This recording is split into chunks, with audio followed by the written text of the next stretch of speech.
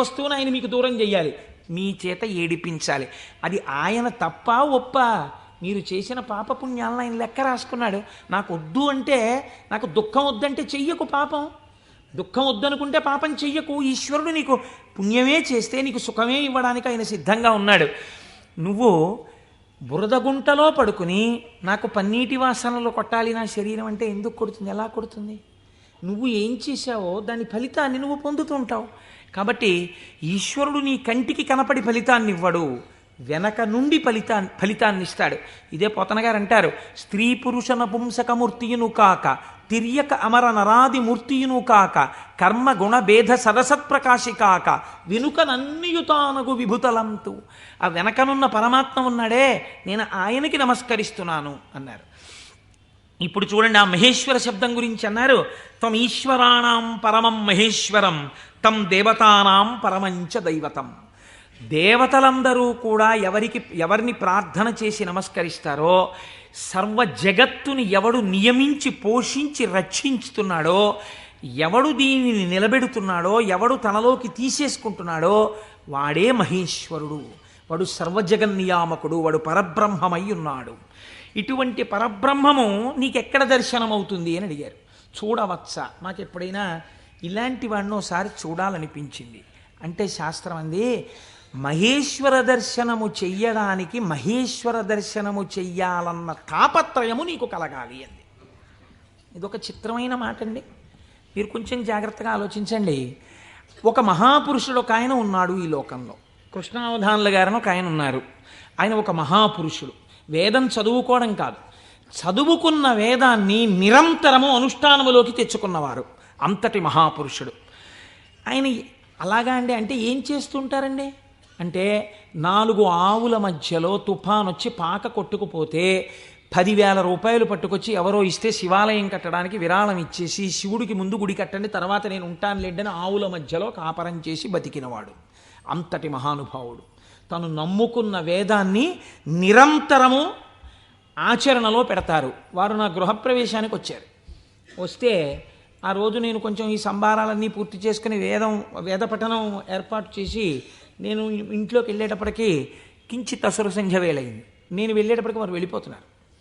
అరేరే ఇదేమిటి వెళ్ళిపోతున్నారు కృష్ణావధానుల గారు? అలా వెళ్ళిపోరే, ఈ కోటేశ్వరరావు మనం వచ్చేటప్పటికి లేడు, స్వాగతం చెప్పలేడని కోపగించుకుని వెళ్ళిపోయే మనిషి కారేవారు, ఎందుకు వెళ్ళిపోతున్నారు? ఓహో అసుర సంధ్య వేళ, సంధ్యావందనానికి వెళుతూ ఉండాలి అనుకున్నాను. ఎవరినో పిలిచి కృష్ణావధానుల గారు ఎక్కడికి వెళుతున్నారండి? వెంకటేశ్వర స్వామి గుళ్ళో కూర్చుని సంధ్యావందనం చేసుకోవడానికి వెళుతున్నారు. ఆయన సంధ్యావందనం చేయలేదనుకోండి, మీరు నేను అడుగుతామా, అయ్యా మీరు సంధ్యావందనం ఎందుకు చేయలేదండి అని? ఎక్కడ నుంచో కష్టపడి కాకినాడ వచ్చి ఆ వేళకి మాత్రం సభలోంచి లేచి వెళ్ళిపోయి వెంకటేశ్వర స్వామి గుళ్ళో కూర్చొని సంధ్యావందనం చేసుకుని మళ్ళీ తిరిగి వచ్చి సభలో కూర్చున్నారు ఆయన. ఇది తాను చదివినటువంటి వేదాన్ని, తాను తెలుసుకున్న విషయాన్ని ఆచరణలో పెట్టడం. దీనిని శ్రద్ధ అంటుంది శాస్త్రం. నీకు చెప్పడం కాదు, నీకు అనుష్ఠాన పర్యంతమునందున్నదా, దీనికి ఎవడో చూస్తాడని కాదు, ఈశ్వరుడు సర్వసాక్షి చూస్తున్నాడన్న బెరుకు నీకుంటే ఒకడు చూసి మెచ్చుకోవాలని నువ్వు చెయ్యవు. చెయ్యడం నీ విధి అని నువ్వు చేస్తావు. ఇప్పుడు నువ్వు అటువంటి మహాపురుషుడు ఒకడు ఉన్నాడు, నువ్వు తెలుసుకున్నావు. ఇప్పుడు మీ మనస్సు ఏమవుతుంది? ఎప్పుడైనా కృష్ణావధానుల గారిని చూద్దామనిపిస్తుంది కదండి. ఇప్పుడు రేపు సుబ్రహ్మణ్యేశ్వర స్వామి వారికి మనం ఇక్కడ ఉత్సవం చేయబోతున్నాం.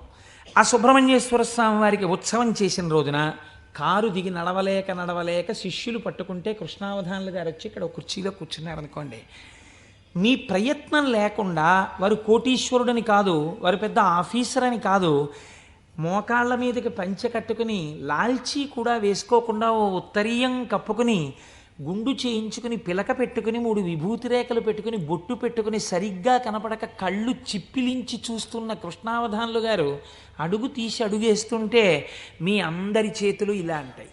ఎందుకంటాయి? ఆయన ఒక మహాత్ముడన్న ఎరుక మీకు కలిగింది. ఈ ఎరుక లేకుండా మీరు దర్శనాన్ని వాంఛిస్తారా? మీరు ఒకసారి ఈ శివమహాపురాణాన్ని వినడం ఒక కథ కింద వినే ప్రయత్నం మీరు చేయకండి. అది మీ జీవితాన్ని అభ్యున్నతి మార్గంలోకి తీసుకెళ్ళదు. దాన్ని మీ నిత్య జీవితంలో మీకు ఎలా ఉపయోగపడుతుందో మీరు ఆలోచించండి. పరమాచార్య స్వామి ఎక్కడ మాట్లాడినా ఎప్పుడు మాట్లాడినా అలాగే మాట్లాడేవారు.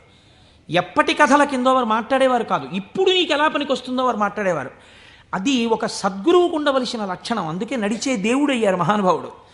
కాబట్టి చూడండి, ఇప్పుడు మీకు కృష్ణావధానులు గారు అంటే తెలిసింది, వారిని చూడాలి అనిపిస్తుంది. ఉదాహరణకి వారు రాలేదనుకోండి సుబ్రహ్మణ్యోత్సవానికి, ఎందుచేతంటే వారి శరీరం చాలా డస్సిపోయింది, పెద్దవారు అయిపోయారు. కానీ మీరేమంటారు? కృష్ణావధానులు గారు ఎక్కడ ఉంటారంటే ఒకసారి వెళ్ళి మేము దర్శనం చేసుకొస్తామంటారు. అమ్మ ఈ టైంలో వెళ్ళండి, ఈ టైం కాకుండా వెళ్ళకండి, వారికి ఇబ్బంది, పెద్దవారు అయిపోయారు, ఈ సమయంలో వెళ్ళండి దర్శనం ఇస్తారు. మీరేం చేస్తారు? ఇంత డబ్బు పాడు చేస్తున్నాం, పోతే పోయింది, కారుకి ఓ 500 పెట్టుకుని వెళ్ళొద్దాం అని ఒక ఆదివారం నాడు పొద్దున అలా కృష్ణావధానుల గారి దగ్గరికి వెళ్ళొచ్చిన వాళ్ళు ఎంతమందో నాకు తెలుసు. కారు వేసుకుని వెళ్ళి ఓ అరడజన అరటిపళ్ళు ఏవో ఇచ్చి ఒక్కసారి ఆయన్ని చూడగానే, ఇప్పుడు మీకు ఆయన గురించి ఆయన ఏం చెప్పుకోరుగా, కానీ మీరు ఆయన్ని చూస్తుంటే, ఆయన కూర్చుంటే, మీరు ఎక్కడి నుంచి వచ్చారమ్మా అని అడుగుతుంటే, ఆయన ఏదో 4 శ్లోకాలు చెప్తుంటే ఆ గొంతు తడబడిపోతుంటే, పెద్దవారైపోయి వారు మాట్లాడుతుంటే మీ మనసు ఆర్ద్రమైపోతుంది.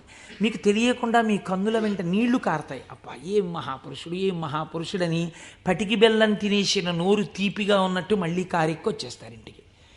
ఎందుకు వెళ్ళారు ఆ ఊరు 500 కారు చేయించుకుని? మీకు తెలిసింది కాబట్టి కృష్ణావధానులు గారంటే, కాబట్టి కదా మీరు దర్శనం చేశారు. మహేశ్వరుడు అంటే సృష్టికర్త, స్థితికర్త, ప్రళయకర్త అని నేను మాట చెప్పాను అనుకోండి, అది మీకు ఏం ఉపయోగపడుతుందని నేను ప్రశ్న వేస్తున్నాను, మీరు ఆలోచించండి. నేను ఈ మాట అన్నాను, అనుసంధానం మీరు కాలగతంలో ఒక రోజులోకి తెచ్చుకోండి, మీకు మహేశ్వర దర్శనం కలుగుతోంది అన్నాను. అది మీకు ఉపయుక్తం. మీరు చూడండి, నేనంటాను మహేశ్వరుడెవరో చూడాలన్న ఉత్సాహం కృష్ణావధానులు గారు ఎవరో తెలుసుకుంటే కలిగినట్టు, ఈశ్వరుణ్ణి చూడాలన్న ఉత్సాహం మీకు ఇక్కడ కలగాలంటే మీరు ఏం చేస్తే కలగదండి. నేను ఒక్క ఉదాహరణ చెప్తాను. నేను పూజ చేసుకోవడానికి కూర్చున్నాను అనుకోండి, ఓ బంతి పువ్వు చేత్తో పట్టుకున్నాను అనుకోండి. బంతి పువ్వు అన్న మాట ఎందుకు వాడానంటే చాలా తేలిగ్గా దొరికే పువ్వు, ₹1 ఇస్తే ఇన్ని పూలు ఇస్తారు. ఓ బంతి పువ్వు ఇలా పట్టుకున్నాను అనుకోండి, మీరు ఎప్పుడైనా చూడండి పువ్వు పైన వాసన వస్తుంది, బంతి పువ్వు యొక్క కాడ తుంపండిలాగా మంచి సువాసన వస్తుంది, కాడ తుంపితే సువాసన వస్తుంది. ఈశ్వర ఏమి అమరిక, ఒక గొట్టం మీద ఇదే రంగు రేకులు ఇలా ఇలా ఇలా ఇలా ఇలా ఇంత మొగ్గని అందులో ఇన్ని దాచి అలా విచ్చుకునేటట్టు చేసి ఇంత అమరికగా ఇలా ఉండి వాటి మీద మళ్ళీ ఓ వరస, వాటి మీద ఓ వరస, వాటి మీద ఓ వరస, మధ్యలో ఓ 5, ఇంత అందంగా తయారు చేసిన శిల్పి ఎవడు? ఎక్కడున్నాడు ఈ శిల్పి? ఈ పువ్వు నేను పూజామందిరంలో భగవంతుడి పాదముల దగ్గర వేసి రేపు ఇలా తీస్తే, కాడ పట్టుకుంటే ముందు రోజు పైకి లేచిన పువ్వు ఇవాళ కాడ పట్టుకుంటే ఇలా ఒరిగిపోయింది. ఈశ్వరుడి పాదాల మీద ఒరిగిపోవడం ఓ రోజంతా ఉండి నేర్చేసుకుని ఒరిగిపోతుంది. ఇప్పుడు అంత గుబాళింపు లేదు, అంత వాసన లేదు, ఆ రేకులన్నీ ఇలా ఒరిగిపోతున్నాయి. ఇంకొంచెం ముట్టుకుంటే దుర్గంధం వచ్చి చెమాయింపు వచ్చింది.